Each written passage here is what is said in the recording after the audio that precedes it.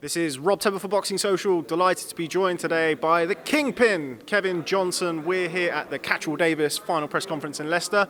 How are you, Kevin? I'm doing very well. A little bit depressed. I ain't see a lot of women here today, so not feeling myself. It feels like a gloomy day without women around. Well, I'm sorry to disappoint you. I'll try and arrange for some women to go to the weigh-in tomorrow. Yeah, my feelings are really hurt. Boy, something about when you come to London and you just think of the, never mind, I'm done. my emotions are so hurt. Okay, well, we'll do our best to try and give you a bit of a pick-me-up in this interview. So, you're back. You're back over in the UK and you're finding yourself in with another unbeaten heavyweight. Tell me about that. Love it. I mean, one thing a person can say about my career is I'll go in with the best. Not the worst, not the bums. The best. And that's all I want is the best. If you think you're the best or going to be the best, let's go. Now, it seems to me like you're always over here. Last time we saw you over here in the ring was it the Joshua fight, the last time we saw you over here? And how long ago was that now? Joshua was 2015. What have you been up to since? 15. Still been fighting. Won a couple I won the IBO championship in Germany about months ago. And was just robbed for it in Germany. So I want to get back there again before my career is over. I would like to get back there again. Now, somewhere along the line, didn't you retire from the sport? No, I knew I had to take time off, and the best way to use it was retire. Not quit, retire. So I just wanted to take time off to take care of a very personal, delicate situation that was happening in my life. That was actually unfolding before the Joshua fight. And it really was, you can see how much it was affecting me. A lot of people knew around me what was going on, but I know I had to leave either my boxing alone or go be 100% attentive to this situation. I had to. And what are your reasons for returning? I assume those issues, whatever they are now resolved and you're back in the ring. What's your ambition to return to the ring at the ripe old age of however old you are now? Well, I'm 23 years old, tall, dark, and handsome, cool, calm, collected, sweet, sensual, and sexy. That's one thing you got to know about me. I am a young wolf out here in these streets, you know. You got to know I'm a big deal. I'm a big deal. Let's just put it out there. They know that. And at 23 years old, I got the world at my feet. And now I'm returning because I'm actually, the sport is in me. And I know I'm at the end of my career, and I would at least like to go out a couple more fights, 50 fights under my belt. That's a big completion. That's a master's degree graduation right there for myself, 50 fights. And I'm going into promoting. I'll be promoting boxing starting February of 2019 in Germany. Got fighters over there, have business partners and sponsors over there. And 2019 is the year. So at least when I'm finished with fighting in boxing, I still can be in the sport, which is I can pass it on to the generation to come. And I can still be involved in the sport I love the most. Now, I appreciate that you're getting ready to fight Daniel Dubois on Saturday night. But for our fans, if there are any, and shame on you if there are, who are not as familiar about Kevin Johnson's story, why don't you tell people, we'll probably be here a while if we go through all of it, but why don't you tell people your career and your path to getting to where you are now? You know, I'll do one better for everybody. Just go on Google. And put in, the name of the book is called One Day Away, of course by me, Kevin Johnson, and my book explains it all. That's a free plug on Boxing Social, Kevin. Of course. You can download the ebook on lulu.com, which is lulu.com. You can download the book, but it can tell you more than what I don't have the time to cut into. I can tell you about all the adversity, the ups and downs, the ins and outs, the glitz, the glamours, the ups, the pros and the cons, the pessimistic and the optimistic. I can tell you everything, but it defeats the purpose to even go that long when you can just take your time and just see what you want to see. Well, I'll do my best to pry at that. So you're now back over here, you're fighting Daniel Dubois. Why Daniel Dubois? And what do you say to people who see, Kevin Johnson, he's been around, he fights undefeated prospect, and with respect, doesn't always come out on top? What do you say to those people, and why will you be successful when you challenge Daniel Dubois? Because one, I'm going up against the fighter, a very good fighter. Two, I got to go up against the judges. I know I can get a hometown split decision. Three, in most cases, you got to go up against the judges as well, because there's a lot of stuff that they let the hometown favorite get away with that they don't let us get away with. Four, won't nobody in the United States fight me. If you notice, my whole career has been outside the States, not inside my United States, which you think I would be a fan-based fighter in America. But no, in order for me to get what I need out of boxing, I got to come all the way across the pond to a land that has the best fighters. And it's not only in the UK, you got great fighters in Germany. You had great fighters down in Australia, Bulgaria, Switzerland, Austria. You got great fighters in Highland. You got great fighters Morocco. You got great fighters everywhere. So I'm willing to go, which not many people. Ask any of your UK fighters to go to an unfamiliar land and fight somebody. I bet you they'll say, let's try to get them here first. They won't say no, but they'll say, let's try to get them here first. What do you see in Daniel Dubois that will allow you to defeat him to emerge victorious on Saturday night when you face off in Leicester? It's not what I see that will allow me to defeat him. It's what I know I can do to a guy who has a set of skills, who possesses power, and who's in the ring with me. I can do a lot to you. I can do a lot. I've been in this situation since my career started. I wasn't the type of guy that just came out the gate fighting a handful of bums. When I came out the gate, my third pro fight, I was fighting former Olympic champion Bragomorph. That tell you the type of guy that I am. Just in 3, I will go up against anybody because it's not that I'm confident and that I can win. It's just I know I'm a chess player, and 9 times out of 10 I should walk away a winner. How much have you seen of Daniel Dubois? I wouldn't study him because at the end of the day, you tell me what pro studies an amateur. If I look him up on the internet, what am I going to get? A nice extensive amateur record? Because in the pros so far, you got nothing as far as what you say what I study. You don't have anything to study. Show me one person that he's been up against, which was a great opposition, where I can study. You don't have that. Well, I want to watch him just knock out a bunch of guys for it. That's not giving me nothing. I can't study the guy's timing, his speed, his agility, his punch. I can't his ranging, not his finding, his foot pressure. You can't get none of that. All you're going to see is a bunch of guys falling. So I just emulate. I put in his shoes an emulation of a better fighter, such as a Ike Berbucci, a Frank Bruno, or a Lennox Lewis, and that's the guy I'll be prepared for. And push come to shove, Lennox don't show up, I'll fight this guy. I just want to touch on something that was mentioned in the press conference. A lot's been made about power in this instance. Daniel Dubois, unbeaten knockout artist. You mentioned 2 names that I didn't expect you to mention when you were talking about punching power. For people who haven't seen the press conference, can you just relay that to us? Which 2 people? So it was Alex Leopai, and you also mentioned Francesco Pianetta. Yeah, that's power. Leopai is the hardest hit I've ever been in there with. The hardest. I've seen things that I've never seen in the ring, and that I heard people talk about that's been hit hard.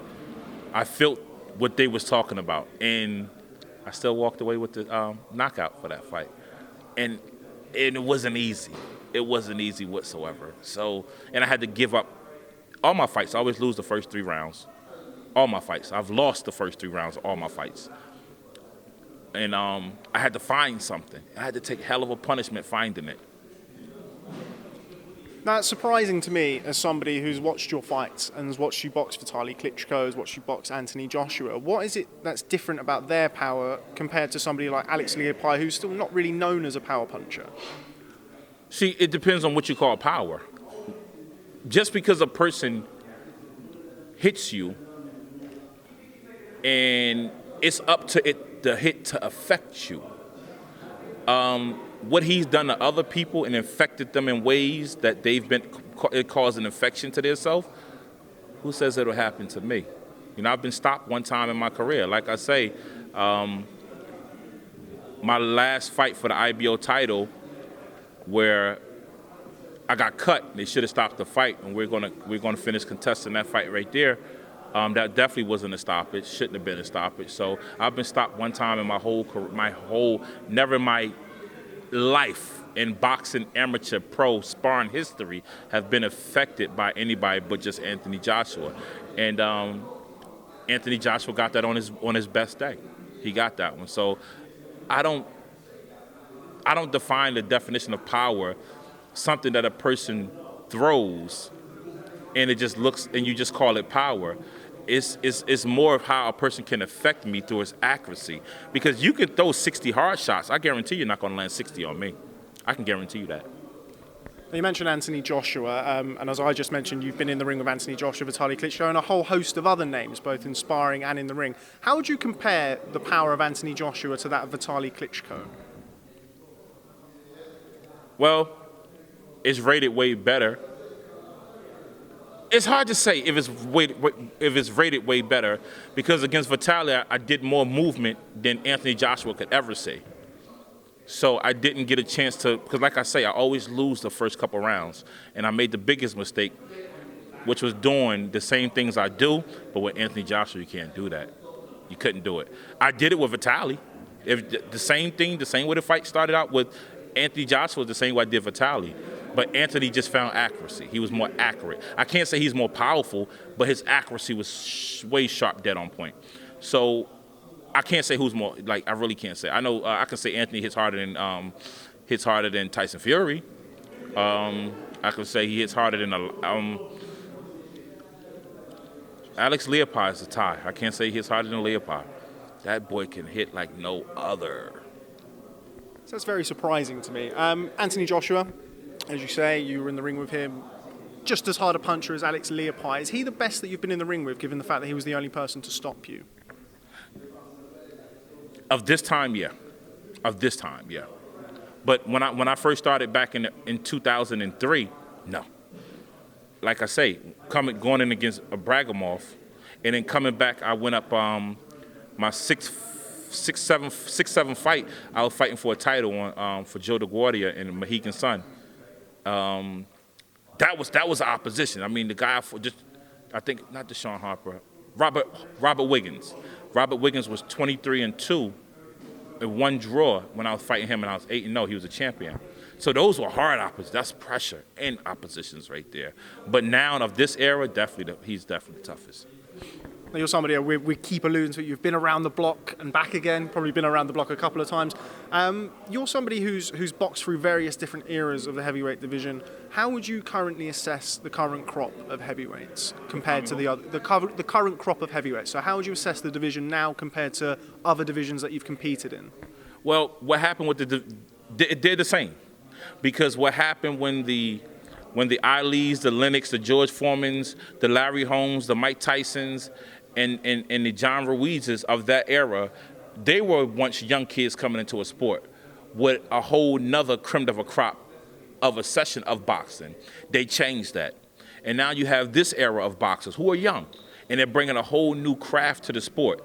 And a lot of people look at the old boxers, hey, yeah, I know Mike Tyson, I know Lennox Lewis, and I know David Tua, but I don't know half these heavyweights yet, because they're young and they're changing over the sport now, just like any other sport, just like the NBA or NFL, or just like the soccer team. They change, and some people, new generations like it, old generations don't like it.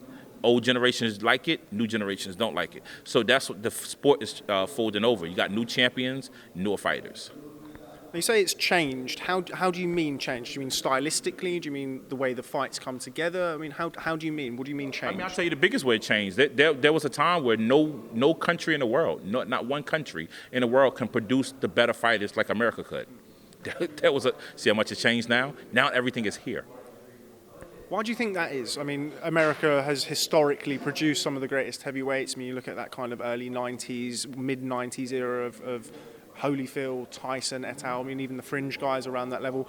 Why do you think that's different now? Do you think they're the lure of the NBA, the NFL? Do you think that has anything to do with it? No, it's the cleverness. It's really picked up now.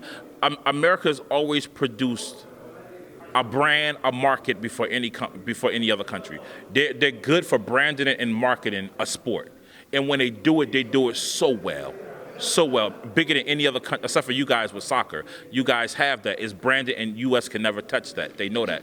But when it comes to football, basketball, and boxing, at that time, the way they branded it and marketed it, and they invested into it, it definitely was going to be a U.S. thing, and nobody else was going to be able to tie into it. Now, other countries has found out the formula, and Eddie Hearn, Frank Warren, and other companies are doing the same formula and doing as better without all the HBO, ESPN, and Showtime. You do still have a world heavyweight champion, Deontay Wilder. Mm-hmm. Just your thoughts on him as a champion and flag bearer for the United States. Love him. I mean, I took my hat off to Deontay way before he became a champion. When he was living in Birmingham, Alabama, and I was living in Douglasville, Georgia. We were living about 40 minutes from each other. And he really couldn't get no sparring. I couldn't get none either.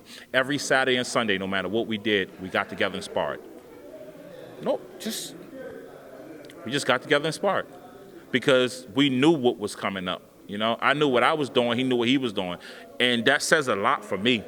That said a lot. Like, I seen where his heart, his dedication to his daughter, being a family man. Like, and at that time, you know, I was a single father as well. And when I found out how, you know, he was a father and I'm a single father, and we're in the same sport, and we're in the same, basically, almost the same state, it's like we're doing the same things. And I'm like, wow. And the dude has a heart that's bigger than the royal palace for his daughter. That was me. How has he developed? Could you have ever envisioned that when you sparred him all of those years ago that he would go on to be WBC world champion? Yeah, he used to be he used to be a very, like, kind of scary to me. I can't find he was more scary and cautious. Now he's raw and rambunctious. Very. Like, there's no skepticism there. None. He knows for a fact what he's. Before, you can see when he was when he thought a little bit too much, or what he was worried about. A smart fighter could see that and pick that up. Now, you ain't picking up much at all. Nothing. Because he don't give, like, he's confident in who he is and who his craft right now. The guy is amazing. And the way he throw them things, boy, he don't throw them like a boxer. He throw them things like there's no tomorrow for you. So I love it. I go to all his fights at the Barclays Center or wherever he fight. I'll be there for the fight, him and Fury in L.A. I'll be there for that, definitely December 1. And except for the Fury one, I don't know. Well, Deontay's more my man, so I think I'm going to have to. But Fury and Peter and Huey, they open up their doors. I trained with them for a while, and, you know, they're cool as hell, too. So if I had to walk out with one of them, I think I'd just stay in the ring and just let them both walk out. Because I like them both. Now we're going to come on to that fight. Wilder Fury, how do you see that fight going? You're somebody who's obviously sparred rounds with Deontay Wilder, and you've shared a ring with Tyson Fury and also shared camps with Tyson Fury. You're probably in as good a position to give a breakdown of that fight than anybody. So let's hear it. The same way, it's up to Fury, truthfully. When Fury fought Vladimir, everybody knew for a fact, and still today, Vladimir will always be a better boxer than Fury could ever be in his whole. The guy he is, he's going to finish as that guy. But Fury has two things. He has length and he has movement. And he's a very scary fighter. And if he chooses to do what he did to Vladimir, that will be the easiest fight in the world, which means he's just going to run, move, and collect points. He made Vladimir seem like a C-status amateur just from doing that one antidote right there. That one, just utilizing it. He made him look like, so imagine what he can do to Wilder just doing the same thing. But if he dares to stand there one time and try to box Wilder, good night. Did you see that coming then? The Vladimir Klitschko-Tyson Fury fight, you shared camps with Vladimir Klitschko as well. Did you see Fury winning that fight? I mean, general consensus was that he was a big underdog going into that fight. Were you surprised that he was able to get the decision? No, because I've been in Bolton. I've been here in Bolton training with Fury for a long time, and I've seen him develop ever since the loss in Canada into this new shell of that he has, and that's not an easy, that was an easy pick right there. That was an easy pick. Easy for me, that was an easy pick. I think I was telling Richard at the time. That's like, ain't no way in hell Vladimir's going to catch him. You got to catch him. And the guy is so long, it's like illegal to be that long. He can see it coming before you throw it. And he's already out the way, so imagine what he's going to do with one pullback. He's extra out the way. So it's not, I say it's illegal to be that long. It's illegal. Do you think that he's still the same fighter now than he was? I mean, you mentioned Pianetta, somebody you've boxed as well, somebody that you stopped. Fury's fought Pianetta, he's fought Sefer Seferi, now he's going to go and fight Deontay Wilder. Is he still the same fighter? You're somebody who's had a layoff yourself. Were you the same fighter? Are you the same fighter as the layoff? Do you think Fury can recapture that form? Yeah, I mean, Fury's problem didn't come from inside of him. Fury's problem came from something else. As long as he's addressed the issue, he's good. That's it. My problem didn't come from inside of me. My problem came from something or someone else. So as long as I address that, which is well addressed, I'm good. The only thing I have to worry about is Father Time. I'm not going to be too much good too much longer, because the first thing you lose, you don't want to stick around and lost that and don't know you lost it. But so far, I'm good. I'm good. With that being said, what would your advice be? Say you're Mark Breland. What would your advice be to Deontay Wilder in order for him to defeat Tyson Fury? Deontay is a very smart guy, and I'm sure they know for a fact what I know. Him and Jay, his trainer, wonderful trainer. The trainer's a brainiac too. So I'm sure they know, and they know what to do. And there's not much advice I can offer someone who's on the same level and the same pedigree as myself, but except for he's world champion. So I can't offer anything. He knows what I know. He knows that, and that Fury, everybody knows that, So I believe they're going to fix that. They're going to get great sparring partners, about the same, and Wilder's going to shut that down. That's pretty much it. But boy, that's something else. I was looking forward to seeing Anthony fight Wilder, That's what I was looking for. What do you make of that? The reason that fight hasn't happened, or just the whole drawn-out negotiations and now the fight hasn't happened? Be interested to get your perspective on that. I know it wasn't going to happen for the next year or two. I told somebody last year it's not going to happen for the next 2 years. Why? Somebody has a problem.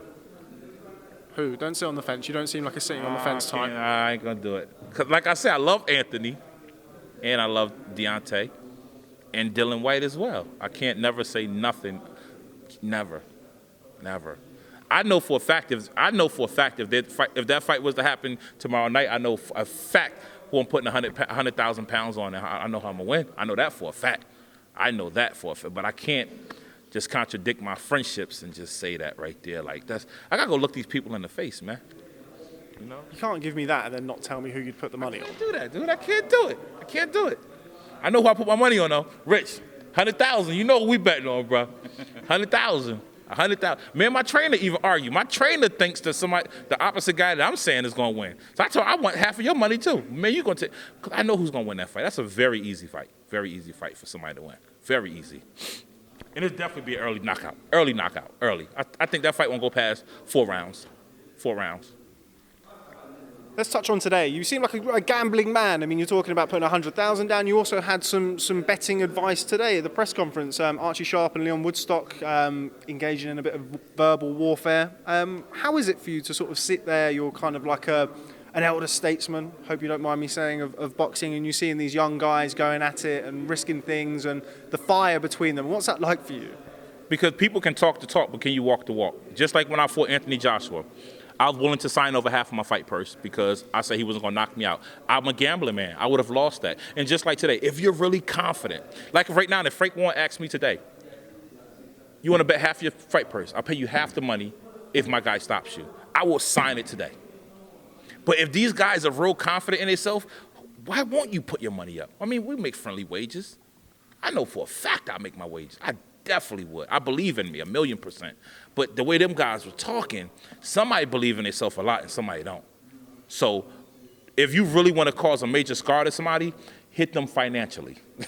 That's the best way you ever, because when a man goes home, that finance really, he got to live that out. Damn it, I could have been $170,000 on, but I wasn't stupid enough to even just dig down deep enough to beat this guy.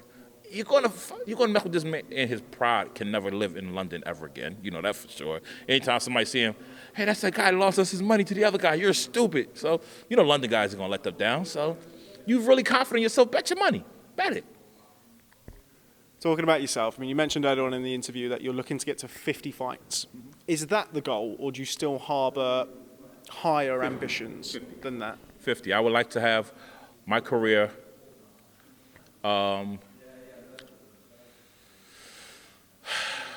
I forget what my record is because it's so much on it that's wrong and right, I think I'm 44 fights in, Rich? I think so. 44 fights in. So 6 more fights would make me, 32 wins? 34 wins? 34. 34 wins, so I'd like to have 40 wins, 10 losses, and with the 1 draw. So that's the goal. It's not to go for belts. It's not to try and kind of. Well, no matter what, the people I fight and the way I move myself, a belt can happen. After beating him, I can fight for a belt, truthfully. Because after beating him, I can go home and get myself another tune-up fight, beat that guy, and then come back. I guarantee I'll be in another contenders for a title. Plus, like I said, I'm promoting boxing. I got a title fight coming up in Germany, regardless. So, like I can, titles is right up my alley. It's right up my alley, truthfully. Okay, just my final question before we give you a sign-off. I wouldn't be able to live with myself if I didn't ask you. Yes, I am single, and I am looking for a nice British woman, something 5'5", 125, 14, 36, 44 down low. Sweet, sensual, and sexy. She can cook just a little bit. She ain't got to cook a lot. Somebody that's not too talkative. If she has a kid, that's okay with me. As long as she got pretty eyes. If you got a kid, you got to have pretty eyes, because that make me want to come home and look at you. We have to be sexual tendencies. We said that, got that, covered that, know that. Okay, yeah, answer that questions. Yeah, not the question I was going to ask, but we'll see what we can do with that. Wladimir Klitschko versus Vitali Klitschko, who wins and why? If I had 100,000 in my pocket and had to bet on that fight, who would I bet on? I would put my money on. God damn, why you gotta do this to me, man? I like Vladimir. You gonna make me speak bad about him, man? Jeez, that guy is like. I have to say Vitali. Why? Because Vitali knows how to get to people mentally. And Vladimir, like when Vladimir fought Anthony, Vladimir didn't lose by knockout.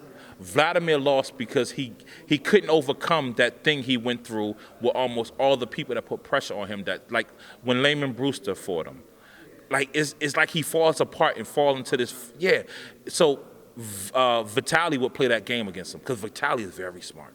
So Vitali would apply the mental pressure on him and force him to make mistakes.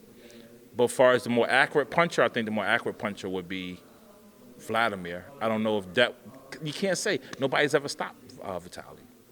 And he's taken that more damage than any fighter in the world with that Lennox Lewis fight. And it proves to you that nobody can put him down. Nobody. So I would have to give that fight to Vitali because he will make Vladimir break mentally. Because we were here, Wembley Stadium, for the Anthony Joshua Vladimir fight. And I knew that wouldn't happen. I knew he wouldn't fall apart. And he fell apart after the second knockdown. The first knockdown didn't do nothing to him. It's after the second knockdown, mentally he fell apart. And that's why Vitali will be better because he's more able to hold it together. Do you think the Klitschko brothers, I mean, now they're both retired, do you think their status, I mean, there's somebody, in my opinion, who don't really get the credit that they deserve for their dominance. Do you think that now they're both retired, time will be a little bit kinder to them, similar to how it has been to Lennox Lewis? No, they always got the credit. Like, I don't know who don't give them the credit, and I don't know why people don't like them. I've heard that plenty of times, even when I fought in Switzerland. Like, I didn't know the whole Switzerland was on my side for that fight like that. I didn't know so many people spoke against him like that, like really didn't like him. But they got a lot of just credit. They really do. And I believe Vladimir's coming back. He's going to fight again. I guarantee I would bet 80% of my fight purse he is. Stop betting things. I'm not a bookmaker. Why do you say that? Why is Wladimir Klitschko coming back? I'm always in Atlantic City. No. Why is Wladimir Klitschko coming back? Why do you say that? Why do you feel that? Oh, I know him. He's coming back. I know him. There's no way possible he's going to let his career finish like that. Guarantee you. And when you see him, you're like, he must have told you. No, he's not going to let his career finish like that.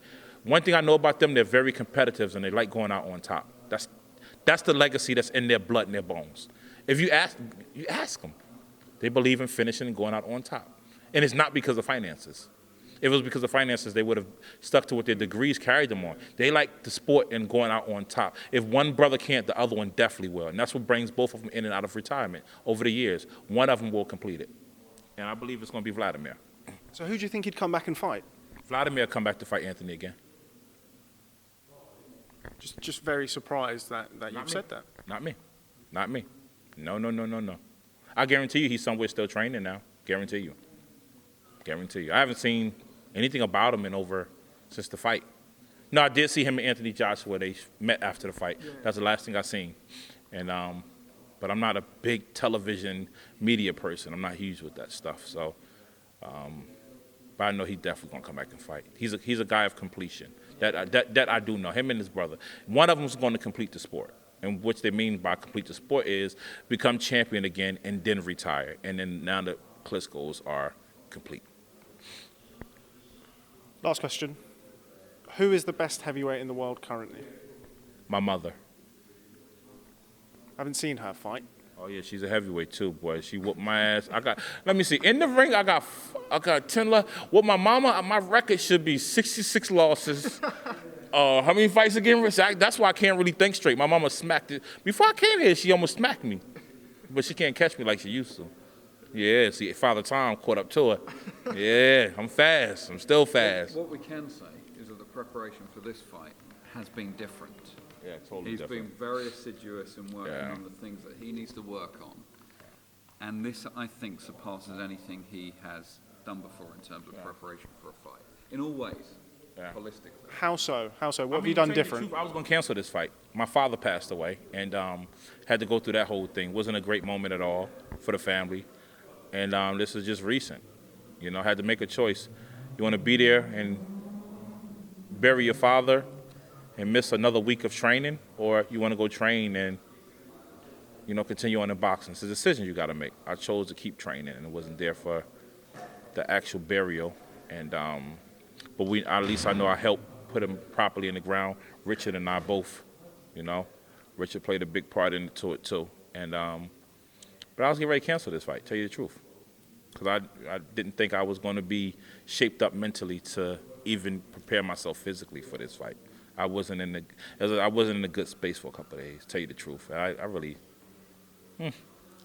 It's something that nobody prepares for. Richard knows about it. You know, he lost his mother, so that's a higher attribute than a father. You know, we all love our mother and father, but it's something about a mother that carries more love than I just believe it's something about a mother carries more love than a father. Something like that. I just feel like that. You know, well, it depends on how the father been in your life. My father wasn't in my life, so I just, you know, my mom just carries a greater piece of my heart than anything. So, but for Richard, I know he loves his mother and his father. So, you know, him losing his mom and he was able to bounce back from it. I know from my father, I should be all right and be able to go straight down the line. But I really was gonna cancel this fight. I really was. The adversity has challenged him in a way, and he's bounced back from that. So I think that has only enhanced really the preparation and the point at which he's at for this fight. Yeah. Sure, I know I did know about that, something that was brought up. First of all, I'm very sorry for your loss. Thank you. Secondly, how does that, if you would, let me know how that kind of motivates you? I mean, we've all very familiar with the whole Buster Douglas story of him going into a fight. Not saying that Daniel Dubois is Mike Tyson, but you're an underdog just like he was. Does that give you that added motivation? I mean, what's that like? Because I've never lost a parent. I'll tell you the truth. I can't explain it, but you can feel it. You can feel it. Like there were times, like for this fight, we didn't train in Germany. We trained down in Miami with my trainer, Gary Clark. And there were times I didn't want to get on a flight to go to camp. There were times where I was in bed and I didn't want to get up for sparring. But something happens on the inside if you're thinking the right way. Something's going to happen. That's why I tell people, you got to spiritually be connected to God, because this stuff can't go on inside of you for no way possible. Something happens, and when it happens, and there's a change within you. And I've had the best camp ever. And it seemed like, how people say you take it one day at a time. Now, everything was sorted. Everything was sorted just week after week. It didn't feel like one day at a time. Just week after week, it was way better, week after week. Okay, well, once again, very sorry for your loss. And from a selfish point of view, really, I'm glad that you did make the journey over so we could do this interview and see you in the ring on Saturday night. With that being said, what have you got to say to fans, or Daniel Dubois, if he does tune in? I do hope he does watch Boxing Social, ahead of Saturday night. What are you going to give to British boxing fans who are already so familiar with your story, both your personality and your boxing ability? What are we going to see from you in Leicester on Saturday night against Daniel Dubois? You're going to see one of the greatest performances put on by Kevin Johnson. That I can guarantee 1,000,000%. And I know what everybody else is going to say. Well, that's effed up. Why did it take so long for us to see this? Well, I do apologize early on, but you'll see the best Kevin Johnson you've never seen. I do apologize for the delay, but things happen on his own timing. Kevin Kingpin Johnson, thanks very much for speaking to Boxing Social. Pleasure catching up with you. Look forward to seeing you in the ring on Saturday night. Thank you. And who pays me the £300 for this interview? Do you pay me or do? I know Frank Warren watches Boxing Social. Frank, pay the man. Frank, I want them in euros. No, give me in pounds, not American dollars. Thanks very much for speaking to Boxing Social, Kevin. All right, take care. Thanks, mate. Thanks very much.